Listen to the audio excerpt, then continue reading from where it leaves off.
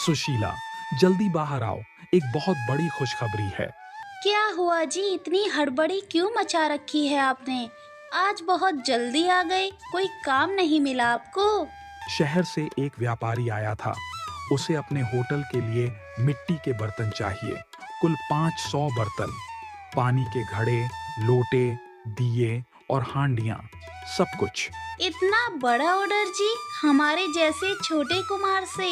अजी मुझे तो विश्वास ही नहीं हो पा रहा, इतना बड़ा ऑर्डर हमको मिला है, ये किसी चमत्कार से कम नहीं है। हाँ, जी मैंने कल जो मेले में बर्तन सजा कर रखे थे ना, वही देखकर उसका मन बदल गया।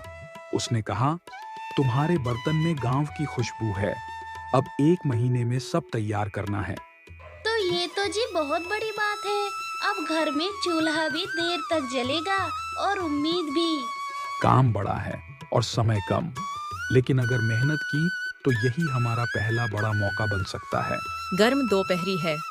गोविंद मिट्टी खोदने गया है। सुशीला घर में चूल्हा जलाकर पानी गर्म कर रही है ताकि मिट्टी को गूंथने में आसानी हो। गोविंद पास की सूखी जमीन से मिट्टी निकाल रहा है। उसके चेहरे से पसीना टपक रहा है, हाथों में छाले पड़ चुके हैं। तभी रमेश आता है। अरे गोविंद, क्या तूने सारी जमीन खोदने की कसम खा ली है? बर्तन बनाने का बड़ा ऑर्डर मिला है रमेश, अब मेहनत तो करनी ही पड़ेगी। तू कहे तो मैं भी थोड़ी देर मदद कर दूं? वैसे भी आज खेत में ज्यादा काम नहीं है। भाई, तेरी मदद हो गई तो आधा काम आसान हो जाएगा। घर में सुशीला मिट्टी गूंथ रही है। उसके हाथ की त्वचा छिल चुकी है, फिर भी वो रुकती नहीं। ये मिट्टी नहीं, जैसे सपनों को गूंथ रही हूँ मैं, बस कहीं ये सपना टूट ना जाए।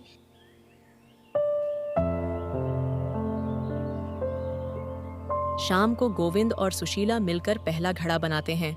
हाथ कांपते हैं, पर चेहरों पर उम्मीद है। देखो, पहला बर्तन बन गया, लेकिन अभी 499 बाकी हैं। एक एक करके बनेंगे जी, एक बना है तो बाकी के भी बन जाएंगे। बस आप हिम्मत मत हारना, मैं आपके साथ हूँ। हम दोनों मिलकर इस ऑर्डर को पूरा कर ही देंगे।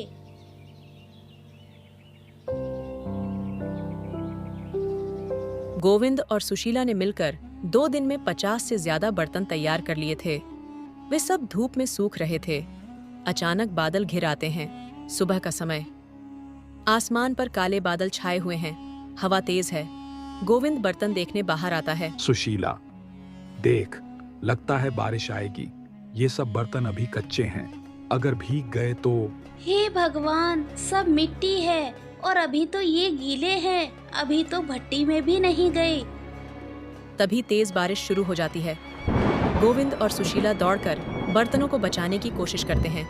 बर्तन एक एक कर टूटते और गलते जाते हैं। हमारी 2 दिन की मेहनत सब मिट्टी में मिल गई। अजी हम तो सोच ही रहे थे, अब बस थोड़ा और, फिर कुछ पैसे आएंगे, लेकिन भगवान को कुछ और ही मंजूर रमेश है भीगते जी। हुए दौड़कर आता है। गोविंद, सब ठीक है? मैंने सुना बारिश आ गई, सोचा मदद कर दूं। अब बचाने को कुछ नहीं बचा रमेश, सारे बर्तन गल गए। शायद भगवान हमारी परीक्षा ले रहे थे। हम कितने खुश थे जी, लेकिन खुशी आने से पहले ही चली गई। आखिर क्यों हमारी मेहनत सब बेकार हो गई जी? मेरे में अब और हिम्मत नहीं या है। शायद हमें फिर से शुरू करने की हिम्मत दे रहे हैं। ये मिट्टी बार बार गलेगी, लेकिन जब तक हम गढ़ते रहेंगे, एक दिन सब संभल जाएगा।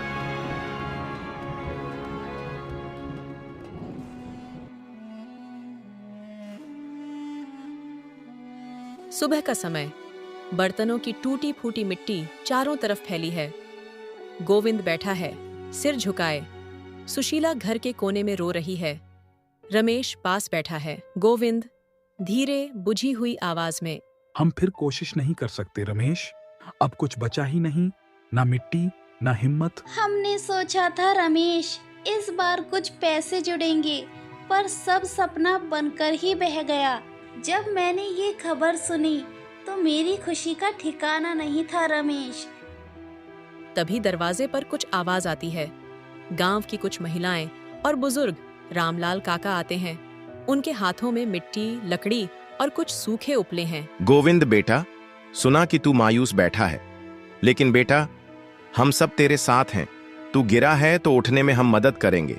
हमारे पास कुछ मिट्टी है और कुछ उपले भी। सब साथ रखेंगे तो आग भी जल जाएगी और घड़े भी बन जाएंगे। सुशीला बहन, हम भी सीखे हैं थोड़ा बर्तन बनाना। तुम सिखाओगी ना? सब मिलकर करेंगे। सुशीला चौंक कर देखती है। उसकी आंखों में एक चमक आती है।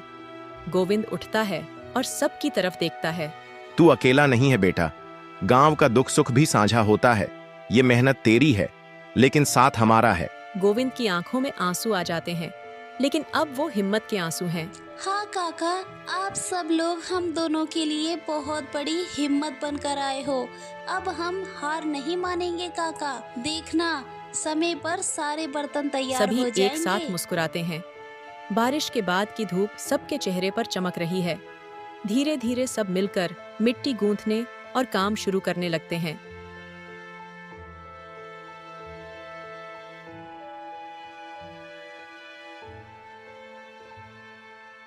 कड़कती धूप। गोविंद के बनाए हुए सुंदर मिट्टी के बर्तन सूख कर तैयार हैं। गोविंद, रमेश और सुशीला ने रात दिन मेहनत करके एक बड़ा ऑर्डर तैयार किया है। एक गांव का व्यापारी ट्रॉली लेकर आया है। क्या बात है गोविंद, बहुत ही बढ़िया काम किया है। एक एक बर्तन चमक रहा है। थोड़ी मेहनत ज्यादा लगी, लेकिन सब भगवान की कृपा है। ये लो तुम्हारे 5,000 रुपए। वादा था और वादा निभाया। गोविंद के हाथ में जैसे कोई सपना आ गया हो। वो सुशीला को इशारे से दिखाता है। देखो, मेहनत रंग लाई। हाँ जी, हमारी मेहनत रंग लाई। ये मेहनत हमारी नहीं बल्कि सभी की है।